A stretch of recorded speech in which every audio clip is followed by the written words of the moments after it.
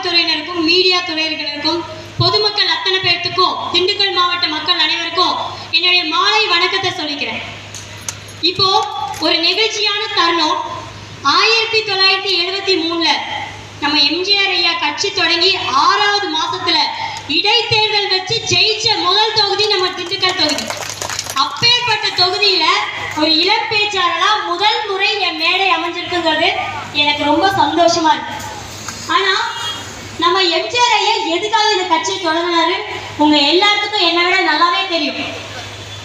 அப்பேற்பட்ட ஒரு கழகம், ஒரு ஏழைக்கான ஒரு கழகத்துல இணைஞ்சு நல்லபடியா வேலை செஞ்சுட்டு இருக்கக்கூடிய ஒரு இடத்துல இன்னைக்கு நம்மளுடைய எடப்பாடி ஐயர் தலைவர் எவ்வளியோ தொண்டனும் அவளியே, அந்த மாதிரி எம்ஜிஆர் ஐயா நம்ம அம்மா அவங்கள பாதையில் வந்த நம்ம எடப்பாடியார் ஐயா அருமையான ஆட்சி கொடுத்துக்கிட்டு இருந்தாரு. இப்போ உங்க எல்லாத்துக்கும் ஒரு காமெடி சம்பவம், ரொம்ப நேரமா வெயிட் பண்ணிட்டு இருப்பீங்க, அதனால உங்களுக்கு ஒரு காமெடியை பத்தி சொல்லி ஞாபகப்படுத்திட்டு என்னோட உரையா ஸ்டார்ட் பண்ணணும்னு நினைக்கிறேன். இப்போ இங்க எல்லாருமே சேதுபதி IPS விஜயகாந்த் சார் நடிச்ச படத்தை பார்த்துருப்பீங்க. அதுல ஒரு காமெடியை சொல்லணும்னு நினைக்கிறேன். அதுல நம்பியார் சார் வீட்டுல கவுண்டமணி சார் வேலை செஞ்சுட்டு இருப்பாரு, செந்தில் சாரும் வேலை செஞ்சுட்டு இருப்பாங்க. என்ன மாசம் 1000 ரூபாய் சம்பளத்துக்கு சமையல்காரரா செஞ்சுட்டு இருப்பாரு. திடீர்னு செந்தில வேலையை விட்டு அனுப்பிடுவாங்க. கொஞ்ச நாள் கழிச்சு நம்ம செந்தில் கவுண்டமணி சார் வீட்டுக்கு கூட்டிட்டு போய், இதுதான் என் வீடு, இதுதான் என் பங்களா, நான் இவ்வளவு சொத்து வச்சிருக்கேன் அப்படின் போது, என்னடா அப்படி பண்ண அப்படின்னா, எனக்கு ஒரு அருமையான வேலை கிடைச்சது, எனக்கு ஒரு அசிஸ்டன்ட் வேணும், அவருக்கு 10,000 ரூபாய் சம்பளம். என்னது 10,000 சம்பளமா? சரி ஓகே, அப்ப நீங்க இந்த வேலையை விட்டுட்டு வந்தா தானே நான் அந்த வேலையை வாங்கி தர முடியும்னு கவுண்டமணி சார் வேகமா போய் நம்பியார்ட்ட சொல்லுவார், என்ன வேலை கொடுத்துருக்கீங்க, மாசம் 1000 ரூபாய், இது இனி 5000 ரூபாய் ஆகும்னா நான் இனி 50 வருஷம் உழைக்கணும்னு சொல்லிட்டு வேலையை விட்டுட்டு போய் மறுநாள் நம்ம செந்தில்கிட்ட கேட்பாரு, தம்பி அந்த 10,000 ரூபாய் கன்ஃபார்ம். சரி என்ன வேலை அப்படின்னா, ஒன்றும் இல்லைண்ணே, கப்பல் போய்கிட்டே இருக்கும், திடீர்னு நின்றுச்சுன்னா நடுக்கடலை இறங்கி நீங்க தள்ளணும். எப்படிங்க? திடீர்னு நின்றுச்சுன்னா நடுக்கடலை இறங்கி தள்ளணும்.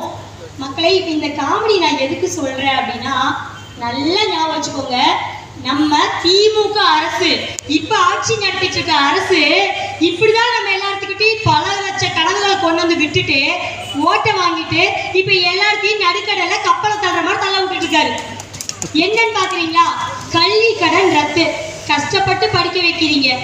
உங்க குடும்பத்துல ஒரு பட்டதாரி வந்ததுக்காக பேங்க்ல லோன் வாங்கி படிக்க வச்சுட்டு இருப்பீங்க, கரெக்டுங்களா? நீங்க பாட்டுக்கு படிக்க வைங்க, நான் ஆட்சிக்கு வந்தோன்னே உங்களுடைய சுமையை நான் இறக்கி வைக்கிறேன், கல்வி கடனை ரத்து பண்றேன். பண்ணாங்களா? இங்க இருக்க யாராவது கல்வி கடன் ரத்து வாங்குனீங்களா? இல்லையே. சரி, நீங்க நகையெல்லாம் வீட்டுல வச்சிருக்காதீங்க, பேங்க்ல போய் அடமானம் வைங்க. 5 பவுனுக்கு கம்மியா இருந்தா நான் நகைக்கடன் ரத்து பண்றேன். எப்படிங்க?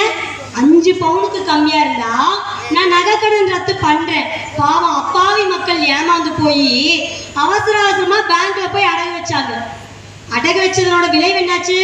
யாருக்கு இங்க நகைக்கடன் ரத்து பண்ணாங்களா? செல்விக்கா வாங்குனீங்களாக்கா நகைக்கடன் ரத்து? தனக்கா வாங்குனீங்களா? இல்ல. சரி, நாங்க ஆட்சிக்கு வந்ததுக்கு அப்புறம் மாசம் மின்சார கட்டணம் உங்களுக்கு கணக்கெடுப்போம்னு சொன்னாங்க. பண்ணீங்களா? நீங்க என்ன பண்ணீங்க? நம்ம அம்மா ஆட்சியில 100 யூனிட் கரண்ட்டுக்கு நீங்க கட்டணம் கட்ட வேண்டாம், 2 மாசத்துக்கு ஒருக்கா எடுத்துட்டு இருந்தாங்க. ஆனா இவங்க என்ன சொன்னாங்க? 2 மாசம் இல்ல, மாசம் 100 யூனிட் உங்களுக்கு கரண்ட் கம்மியாகும், நீங்க பணமே கட்ட வேண்டாம். ஆனா என்னாச்சு? இந்த 4.5 வருஷத்துல உங்களுக்கு 3 முறை கரண்ட் பில்லை ஏத்தி, கரண்ட் பில்ல முதல்ல சுவிட்சை போட்டா ஷாக் அடிக்கும், இப்ப கரண்ட் பில்லை கேட்டாலே ஷாக் அடிக்குது. அந்த அளவுக்கு கரண்ட் பில்லை ஏத்தி விட்டுட்டாங்க. இந்த மாதிரி பாத்தீங்க அப்படின்னா, அடுத்தது நீட் தேர்வு. அங்க ஒத்த கையெழுத்துல ஆட்சிக்கு வந்தோடனே ஒத்த கையெழுத்து நீட்டை ரத்து பண்றேன் பண்ணாங்களா? பண்ண முடியாது. நம்ம கலைஞர் ஐயா அவங்க தாத்தா வந்தாலும் பண்ண முடியாது. காரணம் என்னன்னா, நீட்டை கொண்டு வந்ததே அவங்கதான். காங்கிரஸும் நம்மளுடைய கலைஞர் ஆட்சி இருக்கும் போதுதான் நீட்டுங்கிற ஒரு விஷயத்தையே கொண்டு வந்தாங்க. அப்படி அந்த அனிதாங்கிற ஒரு பொண்ணு இறந்ததை வச்சு அந்த பேரை கூட ஒழுங்கா சொல்லாம, தங்கச்சி வனிதா செத்துட்டியே, உன்னை நீட்டுங்கிற பேர்ல கொண்டுட்டாங்களேன்னு ஒரு நாடகத்தை நடத்தி பெருசா கொண்டாங்க. ஆனா மக்களை சிந்திச்சு பாருங்க, இந்த நீட்டுனால இன்னைக்கு உங்க திண்டுக்கல் மாவட்டத்துல வேப்பம்பட்டியில ஒரு புரோட்டா மாஸ்டரோட பொண்ணு நீட்ல பாஸ் ஆகி கவர்மெண்ட் ஸ்கூல்ல படிச்ச பொண்ணு டாக்டர் ஆயிருக்குன்னா உங்களால நம்ப முடியுமா? 1980-90 நாங்கெல்லாம் போய் டாக்டர் ஆகணும்னு வீட்டுல சொன்னா மண்டை மேல போடுவாங்க. இதெல்லாம் பணக்கார படிப்பு, உனக்கு இந்த படிப்பு வேணுமா, இந்த படிப்பு வேணுமா அப்படி நினைச்சு கூட பார்க்காது, கனவுல கூட நினைக்காதுன்னு வீட்டுல சொல்லியிருக்காங்க. ஆனா இன்னைக்கு தைரியமா சொல்லலாம், ஒரு அரசு பள்ளியில படிக்கக்கூடிய குழந்தை நான் டாக்டர் ஆகணும்னா நம்ம எடப்பாடி ஐயா இருக்காரு. 7.5% இடஒதுக்கீட்டுல உங்களுக்கு அரசு பள்ளியில படிச்சீங்கன்னா நீங்க தாராளமா நீட்ல பாஸ் ஆகலாம், ஒரு டாக்டர் ஆகலாம். இது எப்பேற்பட்ட உயர்கல்வி கொள்கை! எவ்வளோ போராட்டத்துக்கு அப்புறம் நம்மளுடைய 7.5% இடஒதுக்கீடு கொண்டு வந்தாங்க. இந்த மாதிரி நம்மளை கப்பலை கொண்டு போய் தள்ளி விடுற திட்டத்தை தான் இதுவரைக்கும் டிஎம்கே திமுக ஆட்சி கொண்டு வந்திருக்கு. சரி, இதெல்லாம் பண்ணீங்க. அடுத்து விலைவாசி உயர்வு, விண்ணை முற்ற அளவுக்கு இன்னைக்கு விலைவாசி உயர்வு. சாதாரணமா ஒரு கிலோ அரிசி 45 ரூபாய் 50 ரூபாய்க்கு வித்துட்டு இருந்துச்சு. கரெக்டுங்களா மக்களே? இங்க எல்லாத்துக்கும் தெரியும். ஒரு நடுத்தர வர்க்கம் 45 ரூபாயிலிருந்து கிட்டத்தட்ட 50 ரூபாய் வரைக்கும் இப்போ அரிசியோட விலைக்கு ஏற்ற மாதிரி தரத்துக்கு ஏற்ற மாதிரி விலை இருந்துச்சு. ஆனா இன்னைக்கு எவ்வளோங்க? சாதாரண அரிசியே இன்னைக்கு கிலோ 70லேருந்து 75 ரூபாய். அதுக்கப்புறம் நீங்க பொன்னி வாங்குறீங்களா இல்ல மைசூர் பொன்னி வாங்குறீங்களா, நான் அதுக்கேற்ற மாதிரி ரேட்டு ஜாஸ்தி. அடுத்ததா ஆயில் விலை ஏற்றிட்டாங்க, பருப்பு விலை ஏற்றிட்டாங்க, கரண்ட் பில்லு ஏற்றிட்டாங்க. அப்படியே சொல்ல மாட்டா, பில்லை கேட்டாலே ஷாக் அடிக்குது. திமுக கவுன்சிலர் ஒருத்தர்னாலேயே 8000 ரூபாய் பில்லை கேட்டுட்டு அவரால் கட்ட முடியலன்னு சொல்லி தீக்குளிக்கிற அளவுக்கு போறாரு. அவங்க ஆட்சிக்குள்ளேயே இன்னைக்கு நிரந்தரமான ஒரு திருப்தி கிடையாது. அடுத்ததா சொத்து வரி. இங்க இருக்க எத்தனையோ பேர் சொந்த வீடு வச்சிருக்கவங்களுக்கு தெரியும். சொத்து வரி ஏத்திட்டாங்க, குப்பை வரி ஏத்திட்டாங்க. இங்க யாருக்காவது ஏத்தாம இருக்காங்களா? போன வருஷம் 1000 ரூபாய் கட்டிருந்தீங்கன்னா இந்த 4 வருஷத்துல எல்லாம் கட்டிருப்பீங்க. அப்படியே 4000 5000 கட்டியிருப்பீங்க. கட்டினீங்களாக்கா? கட்டியிருக்கீங்க. சரி, விலைவாசி உயர்வுல ஒரு சாதாரண மனுஷனோட எண்ணம் என்னவா இருக்கும்? எப்படியாவது கஷ்டப்பட்டு ஒரு சொந்த வீடு கட்டணும். ஆசை இருக்கா இல்லைங்களாக்கா? தேன்மொழிக்கா ஆசை இருக்குங்களா? ஆனா இன்னைக்கு ஒரு இடம் வாங்க முடியுதுங்களா நம்மளால? திமுக ஆட்சியில இடத்தோட விலை ஏறிடுச்சு. சரிப்பா, எங்களுக்கு வீடு இல்லைன்னாலும் பரவாயில்ல, அம்மா ஆட்சியில இடம் இருந்துச்சுன்னா ஒரு தொகுப்பு வீடு மாதிரி கட்டி கொடுத்துருக்கோம். அந்த திட்டத்தையும் நிறுத்திட்டாங்க. கட்டுமான பொருட்களோட விலை அதிகமாயிடுச்சு. இன்னைக்கு யாருனையாவது வீடு கட்டுறதுக்கான யோசிக்க கூட முடியறதில்ல. திமுக ஆட்சிக்காரங்க இப்ப என்ன பண்றாங்க? நீ இடத்தையும் வாங்காத, வீடும் கட்டாத, உனக்கு சமாதி நான் கட்டுறேன்னு சொல்லி பண்ணிட்டு இருக்காங்க. சோ அந்த மாதிரி இன்னைக்கு விலைவாசி பாத்தீங்க அப்படின்னா முக்கியமான விஷயம். இதை நம்ம கண்டிப்பா யோசிக்க வேண்டிய விஷயம். இப்போ நம்ம அம்மா தாலிக்கு தங்கம், நீங்க பேசுறது எனக்கு புரிய மாட்டேங்குது. சவுண்டுக்கு ஏகப்பட்ட பேர் இருப்பீங்க. தாலிக்கு தங்க திட்டம் கடந்த 4.5 வருஷத்துல யாராவது என் பெண்ணுக்கோ அல்லது என் பேத்திக்கோ வாங்கியிருக்கேன்னு இருக்கீங்களா? அக்கா இருந்தீங்கன்னா கை தூக்குங்க. இந்த 4.5 வருஷத்துல என் பொண்ணுக்கு தாலி தங்கம் திட்டமா வாங்கிட்டேன் அப்படிங்கிறவங்க இருக்கீங்களா? அருமையான திட்டங்க, ஏன் நிறுத்தினீங்க? அம்மா எதுக்காக அந்த திட்டத்தை கொண்டு வந்தாங்க? ஒவ்வொரு விஷயத்தையும் ஒரு பெத்த அம்மா யோசிக்கிறத விட மேலா யோசிச்சு கொண்டு வந்தாங்க. அந்த தாலிக்கு தங்க திட்டம், ஒரு தாலி இல்லாம ஒரு பெண்ணோட கல்யாணம் நின்றக்கூடாதுன்னு சொல்லி அந்த பொண்ணு 12வது படிச்சிருந்தா 25,000 பணமும் 1 பவுன் தங்க நகையும் கொடுத்தாங்க. இதே சில வீட்டுல நீ டிகிரி கஷ்டப்பட்டு படிச்சிருப்பா, 50,000 ரூபாய் பணமும் 1 பவுன் தங்க நகையும் கொடுத்தாங்க. இதனால 2 விஷயம் நடந்தது. ஏழை பெண்களுக்கு திருமணம் நடந்தது. 2வது படிப்பின் விஷயம் அதிகமாச்சு. இன்னி கொஞ்சம் படின்னு படிப்பு வந்து மேலோங்குச்சு. நம்ம தாலிக்கு தங்கம் திட்டம் கொடுத்தா திமுக காரங்க தாலி அறுக்கும் திட்டம்னு கொடுக்குறாங்க. கள்ளச்சாராயம் எத்தனை பேர் இறந்தாங்க? நம்ம கனிமொழி அக்கா எங்க போனாங்கன்னு தெரியல. வேர் இஸ் கனிமொழி அக்கா? கனிமொழி அக்கா மதுக்கடைகள் அதிகமா இருக்கும்போது என்ன பண்ணாங்க? குடும்பத்தோட இப்படி ஒரு பேனர் பிடிச்சிட்டாங்க, உங்களால இளம் விதவைகள் அதிகமாகறாங்க. எப்படிங்க உங்களால இளம் விதவைகள் அதிகமாகறாங்க? ஆனா இப்ப யாரால அதிகமா இருக்கு? நாங்க தாலிக்கு தங்கத்தை கொடுத்து பொதுமக்களை வாங்க வச்சா நீங்க தாலிக்கு அறுக்கும் திட்டம் சொல்லி பெண்களை வீட்டுல உட்கார வைக்கிறீங்க. மதுக்கடைகள் நம்ம ஆட்சியில் இருக்கும்போது 12 மணிலிருந்து உங்களுக்கு ஒரு குறிப்பிட்ட டைம் வரைக்கும் தான் இருந்தது. ஆனா இப்ப திமுக ஆட்சி என்ன கொடுக்குறாங்க? காலையில 11 இருந்து நைட்டு 11 வரைக்கும் கொடுக்குறாங்க. இதுல 10 ரூபாய் கமிஷன் வேற. இதை விட முக்கியமான விஷயம், இப்போ ஒரு திட்டத்தை கொண்டு வந்திருக்காங்க திமுக. உங்க வீட்டுல ஒரு காது குத்தா, உங்கள் வீட்டில் ஒரு திருமணம், உங்களுக்கு சரக்கு வேண்டுமா, நீங்க எங்கே அலையாதீங்க. கவர்மெண்ட்ல பர்மிஷன் வாங்கினீங்கன்னா மண்டபத்துக்கே கொண்டு வந்து டெலிவரி கொடுத்துரும். நீங்க மண்டபத்துல ஒரு பக்கம் சாப்பாடு ஊற்றுற மாதிரி இந்த பக்கம் சரக்கையும் ஊற்றி கொடுத்துருங்க அப்படின்னு சொல்லி திட்டங்களை கொண்டு வந்துட்டு நம்ம பெண்கள் யோசிக்கணும். இன்னைக்கு அவர் மாசம் 1000 ரூபாய் கொடுக்குறாரு. அந்த மாசம் 1000 ரூபாய் எல்லாத்துக்கும் கிடைச்சதுங்களா? அதாவது ரேஷன் கார்டு கிட்டத்தட்ட 2,37,00,000 ரேஷன் கார்டு இருக்கு. ஆனா இப்ப வரைக்கும் அவங்க 1000 ரூபாய் யாருக்கு கொடுக்குறாங்க? 1,04,00,000. கிட்டத்தட்ட பாதிக்கு பாதி கூட 1000 ரூபாய் வர்றதில்லை. அதுவும் என்ன சொன்னாங்க, நாங்க ஆட்சிக்கு வந்தா மகளிர் உரிமை தொகை அத்தனை பேர்த்துக்கும் கொடுக்குறேன் நாங்க. ஆனா வந்ததுக்கு அப்புறம் கிட்டத்தட்ட 7 மாதங்கள் 2 வருஷம் பக்கம் உரிமை தொகை வரல. அது எப்படி உங்களுக்கு வந்துச்சு? நம்மளுடைய எடப்பாடி ஐயா சட்டசபையில கேள்வி எழுப்பிக்கிட்டே இருந்தார். எங்க உரிமை தொகை வரல, எங்க உரிமை தொகை வரலன்னு கேள்வி எழுப்பி எழுப்பி எழுப்பி 2 வருஷம் கழிச்சு உரிமை தொகை வந்துச்சு. அதுக்கும் நம்ம தலைவர் இருக்காரே சூப்பரா பிளான் பண்ணாரு. உரிமை தொகை தகுதியான மகளிருக்கு மட்டுமே கிடைக்கும். என்ன தகுதிங்க? நீங்க 2 ஏக்கர்ல இடம் வச்சிருக்கணும், சொந்த வீடு வச்சிருக்கணும். அவங்களுக்கு நாங்கள் உடனே 1000 ரூபாய் தரோம். ஏழை பாளைகளுக்கு நாங்கள் 1000 ரூபாய் தர மாட்டோம். அப்படிதான் நிறைய பேருக்கு சொத்து இருக்கவங்களுக்கு தான் காசு வந்துச்சு. இதுல நம்ம எடப்பாடி ஐயா பொங்கல் தொகைக்கு ஒவ்வொருத்தருக்கும் 2500 ரூபாய் கொடுத்தாரு. ஆனா அவரு ஏழை பாலை பணக்கார எதையும் பார்க்கல. ரேஷன் கார்டு இருந்தா பொங்கல் உரிமை தொகை 2500 ரூபாய் உங்களுக்கு கிடைச்சது. வாங்கியிருக்கீங்களா எல்லாரும்? அது ஏன் நீங்க உரிமை தொகை எல்லாத்துக்கும் கொடுக்கலாம் 1000 ரூபாய்? நீங்க தகுதியான பெண்கள்னு உங்க வீட்டுக்காரரு, உங்க அம்மா, உங்க அப்பா, தாத்தா, பாட்டி, சித்தப்பா, சித்தப்ப, குழந்தையா இவங்கெல்லாம் சொன்னா பத்தாது. நீங்க தகுதியான மகளிர் அப்படின்னு நம்மளுடைய முதல்வர் ஸ்டாலின் சொன்னாதான் உங்களுக்கு 1000 ரூபாய் வரும். இல்லைன்னா 1000 ரூபாய் வராது.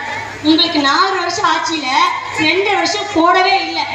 மீதி 2 வருஷத்துல பாதி பாதி போட்டுட்டு இப்ப புதுசா மறுபடியும் வராரு. மீதி இருக்க ரேஷன் கார்டு அத்தனை பேருக்கும் 1000 ரூபாய். இது என்னங்க ஐயா கட்டு வித்தையா இருக்கு? நீங்க கொடுக்கணும்னு முடிவு பண்ணா மகளிர் அத்தனை பேருக்கு கொடுத்துருக்கணும்ல, ஏன் கொடுக்கல? ஆட்சி முடிய போற நேரத்தில் கொடுத்து மக்களை டைவர்ட் பண்ண பாக்குறாங்க. மக்களை இன்னொரு விஷயத்த சிந்திங்க. இன்னைக்கு பெண்களுக்கு பாதுகாப்பு கிடையாது. நம்ம பால் குடிக்கிற குழந்தையிலிருந்து பல்லு போன பாட்டி வரைக்கும் பாதுகாப்பு கிடையாது. சட்டம் ஒழுங்கு சீர்கேடாயிருக்கு. ஐயா நான் கேட்கிறேன், அண்ணா பல்கலைக்கழகத்துல ஒரு பெண் அந்த காலேஜ்லயே படிக்கிற பெண்ணை கூட்டிட்டு போய் பாலியல் வன்கொடுமை பண்ணீங்க. இப்ப வரைக்கும் யார் அந்த சார் அப்படிங்கிறதுக்கே விடை தெரியல. அடுத்ததா இன்னொரு விஷயம் நடந்தது. சென்னையில் ஒரு பிரியாணி கடை வச்சிருக்காரு திமுக சார்ந்தவர். அவர் என்ன பண்ணாரு, 20 வயசு இளம் பெண்களையா குறி வச்சு கல்யாணங்கிற பேர்ல அவங்களுக்கு மேல இருக்கவங்களுக்கு தாரவாத்து கொடுத்துட்டு இருந்தாரு. இது 2வது விஷயம். இப்போ நான் கோயம்புத்தூர்ல இருந்து வரேன். கடந்த 2ஆம் தேதி கோயம்புத்தூர் ஏர்போர்ட்டுக்கு பின்னாடி 3 பேர் ஒரு பெண்ணை கூட்டு பலாத்காரம் பண்ணிருக்கு, பாலியல் வன்கொடுமை செஞ்சிருக்காங்க. எங்கேயா போச்சு? அப்ப மட்டும் மணிப்பூர் விஷயத்துக்கு கனிமொழி அக்கா இது சரியில்லை, பெண்களுக்கு பாதுகாப்பு இல்லை, நீங்க இப்ப எங்க போனீங்க கனிமொழி அக்கா? மெழுகுபடுத்தி ஏந்திரக்கு மெழுகுபடுத்தி ஸ்டாக் இல்லையா? அப்ப மட்டும் மெழுகுபடுத்தி ஏந்திட்டு வந்தீங்களா, இப்ப எங்க போனீங்க? ஏன் எங்க பெண்களுக்கு பாதுகாப்பு தர முடியல? இன்னைக்கு ஒரு குழந்தையோ முதல்ல அடுப்பூதும் பெண்களுக்கு படிப்பதற்கு அப்படின்னு சொல்லி நம்மளை வீட்டுக்குள்ள அடைச்சி வச்சாங்க. அப்பவாவது சரி பெண்கள் படிப்பதில்லை, முன்னேற்றம் அறிவில்லைன்னு சொல்லி விட்டோம். ஆனா அதுக்கப்புறம் பல தியாகிகள் போராட்டக்காரங்க பெண் சுதந்திரம் வேணும் நம்மளை தைரியமா வெளியே அனுப்பிச்சாங்க. ஆனா இப்போ இருக்கக்கூடிய நிலைமை திமுக கார வெளியே சுத்துறான், பெண்கள் வெளியே போகாதீங்கிற அளவுக்கு நமக்கு நிலைமை வந்துருச்சு. ஒரு பொண்ணு தைரியமா சுதந்திரமா காலேஜுக்கு போக முடியல, படிக்க போக முடியல, ஸ்கூல்ல போனா வன்கொடுமை, ஹாஸ்டல்ல தங்கியிருந்தா ஹாஸ்டல்ல வன்கொடுமை, வேலைக்கு போனா வேலைக்கு வன்கொடுமை. சரி நீங்க ஒரு கவரிங் நகையை போட்டு போனா அதுக்குமே வழி இல்லை, கவரிங்கா தங்கமான்னு கூட பார்க்காம கழுத்து எடுத்துட்டு போயிடுறாங்க. சரி இப்ப நான் வீட்டுக்குள்ளேயே உட்காந்துக்கலாமா? அதுவும் கூடாது, வீட்டுக்குள்ளே புந்து வெட்டுவோம், வீட்டுக்குள்ளே புந்து நகையை பறிப்போம். இது எல்லாமே தினம் தினம் தினம் தினம் நீங்க கேட்டுக்கிட்டு இருக்க ஒரு விஷயத்தான் நான் சொல்றேன். எதையுமே தவறா மாற்று கருத்து சொல்ல உங்க எல்லாத்துக்குமே தெரியும். இன்னொரு முக்கியமான விஷயம் என்ன அப்படின்னா, இந்த ஆட்சியில போலீஸ்காரங்களுக்கே பாதுகாப்பு கிடையாது. பெண் போலீஸுகளையே எரிக்க வராங்க, பெண் போலீஸுகளுக்கே பாலியல் வன்கொடுமை நடக்குது. இதெல்லாம் சிந்திச்சு வாக்களிங்கள். ஒரு தடவை நம்ம யோசிக்காம போட்ட ஓட்டு இன்னைக்கு வரைக்கும் நம்ம தலை நிமிர முடியல. இதுல ஐயா தலைவர் சிஎம் சொல்றாரு, தமிழ்நாட்டை ஒருபோதும் தலைக்குனிய விட மாட்டோம் அப்படின்னு புதுசா ஒரு டாபிக். ஐயா நான் கேட்கிறேன், உங்களுக்கு ஓட்டு போடுறதுக்காக தலை குனிஞ்சவங்க இன்னைக்கு வரைக்கும் யாராவது தலை நிமிர முடியுதா? முடியல. ஏன்னா பெண் கொடுமை, மது போதை, கள்ளச்சாராயம், அடுத்து வந்து பாத்தீங்கன்னா சட்ட ஒழுங்கு சீர்கேடு. சரி, பெண்களுக்கு தான் பாதுகாப்பு இல்லை. நீ என்னமா எப்ப பார்த்தாலும் பெண்கள் பெண்கள் பெண்கள்ங்கிறீங்கன்னா ஆண்களுக்குமே பாதுகாப்பு இல்லை. அப்போ ஏதாவது ஒரு கேஸ்ல ஒரு ஆண் மாட்டிட்டாங்க அப்படின்னா அவங்கள விசாரணைங்கிற பேர்ல லாக்அப் டெத், அவங்க உள்ள போயிட்டு வெளியே வர்றதுக்கு கேரண்டி கிடையாது. இன்னும் ஒருத்தர் இருக்காரு, ஃப்ரீ பஸ் கொடுக்குறேன்னு சொல்லிட்டு ஃப்ரீ பஸ்ஸை கொடுத்ததும் இல்லாம ஓசி ஓசி அப்படிங்கிறாங்க. நீங்க பெண்களுக்கு மரியாதையும் கொடுக்கறது இல்ல. நீங்க ஓசி ஓசின்னு எந்த பஸ்ஸா ஸ்டாப்பிங்ல நிக்குதா? ஆண்களுக்கு சேர்த்து டிக்கெட் ரேட் ஏற்றி விட்டீங்களே, பெண்களுக்கு ஃப்ரீயா கொடுக்குறேன்னு ஆண்களுக்கு டிக்கெட் ரேட் ஏற்றி விட்டீங்க. இன்னொருத்தர் பெண்களை ரொம்ப கேவலமா பேசினாரு. 6 மாசம் அவரை பதவி விட்டு நீக்கின மாதிரி நீக்கிட்டு இன்னைக்கு மறுபடியும் கூப்பிட்டு துணை பொதுச் செயலாளர் போஸ்டிங் போட்டு கொடுக்குறீங்க. யார் ஏமாத்துறீங்க? மக்கள் மறந்துடுவாங்கன்னு நினைச்சீங்களா? உங்களுடைய ஒவ்வொரு கொடுமையும் மக்கள் பார்த்துக்கிட்டு தான் இருக்காங்க. மக்கள் உங்களுக்கான முடிவு கட்ட வேண்டிய நேரம் வந்துருச்சு. இதற்கடுத்து நீங்க தெளிவா முடிவெடுத்து வாக்களிக்கல அப்படின்னா கண்டிப்பா கல்ல கட்டி கிணத்துல குதிப்பாங்க. ஆனா நான் சொல்றேன், இன்னொரு தடவை டிஎம்கே ஜெயிச்சதுன்னா கல்ல கட்டி நம்ம குடும்பத்தோட ஆழ்கடல்ல குதிக்கணும். போதை மருந்து கலாச்சாரம் அதிகமாயிட்டு இருக்கு. நம்ம பெத்தது யாரு, நம்மளை பெத்தது யாருன்னு தெரியாம போதை மருந்து கலாச்சாரத்தில் தான் இன்னைக்கு பாலியல் வன்கொடுமை நடந்துகிட்டு இருக்கு. மக்களை சுதாரிச்சுக்கோங்க. நீங்களும் உங்கள் குடும்பமும் நமது பின்னாடி வரக்கூடிய தலைமுறை நல்லா இருக்கும்னு நினைச்சீங்கன்னா இரட்டை இலைக்கு ஓட்டு போடுங்க. நம்ம வெயிலின் அருமை நிழலில் தெரியுமாங்க. சுட்டரிக்கிற சூரியன்லேருந்து நம்ம ஜெயிக்கணும், வெளியே வரணும், நம்ம குடும்பம் நல்லா இருக்கணும், இரட்டை இலைக்கே வாக்களியுங்க. 2026 சட்டமன்ற தேர்தலில் பெரும்பான்மையான வாக்கு வித்தியாசத்தில் நம்ம எடப்பாடியாரை ஜெயிக்க வைக்கணும்னு சொல்லி உங்க எல்லாத்தையும் கேட்டுக்கிறேன். மக்களை காப்போம், தமிழகத்தை மீட்போம். மக்களை காப்போம், தமிழகத்தை மீட்போம். மக்களை காப்போம், தமிழகத்தை மீட்போம். வாய்ப்பளித்த அனைவருக்கும் நன்றி.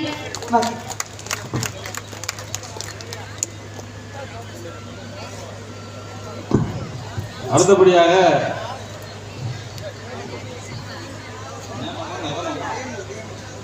நேமம் அன்பு முருகன் தலைமை கழக பேச்சாளர் அவர்கள் உங்கள் முன்னால் சிறப்புரையாற்றுவார்.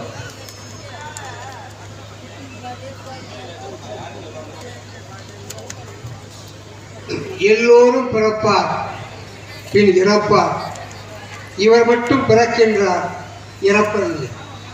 எல்லோரும் வருவார் பின் போவார், இவர் மட்டும் வருகின்றார், போவதில்லை. எல்லோரும் தருவார் பின் பெறுவார், இவர் மட்டும் தருகின்றார், பெறுவதில்லை. வண்டு வந்து துளைக்கும் சாது வாசமலர், சின்ன வண்டு வந்து போட்ட துளை பற்றா பொன்னி.